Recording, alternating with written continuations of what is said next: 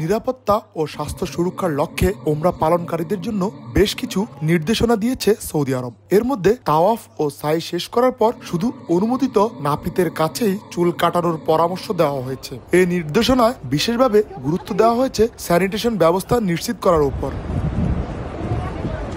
নতুন নির্দেশনা অনুযায়ী অনুমোদিত সেলুনগুলোতে স্বাস্থ্য সুরক্ষা বাড়াতে শেভিং রেজার পুনরায় ব্যবহার সম্পূর্ণরূপে নিষিদ্ধ করা হয়েছে। এছাড়া ওমরা পালনকারীদের পায়ের যত্ন নিতে আরামদায়ক জুতা পরিধান এবং দীর্ঘ সময় খালি পায়ে না হাঁটার পরামর্শ দেওয়া হয়েছে। ক্লান্তি এলে পর্যাপ্ত বিশ্রাম নেওয়া এবং ভারী খাবার এড়িয়ে চলার পাশাপাশি পর্যাপ্ত পানি পানের নির্দেশনাও দিয়েছে সৌদি সরকার।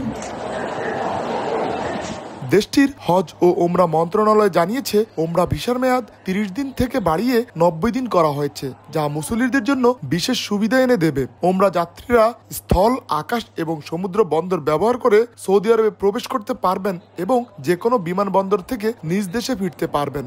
এছাড়া নারীদের জন্য বিশেষ সুবিধা হিসেবে পুরুষ অভিভাবক ছাড়াই ওমরা পালনের অনুমতি দিয়েছে দেশটির মন্ত্রণালয়।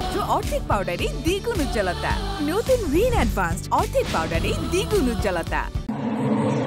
আরিফুর রহমান, সময় সংবাদ, সৌদি আরব।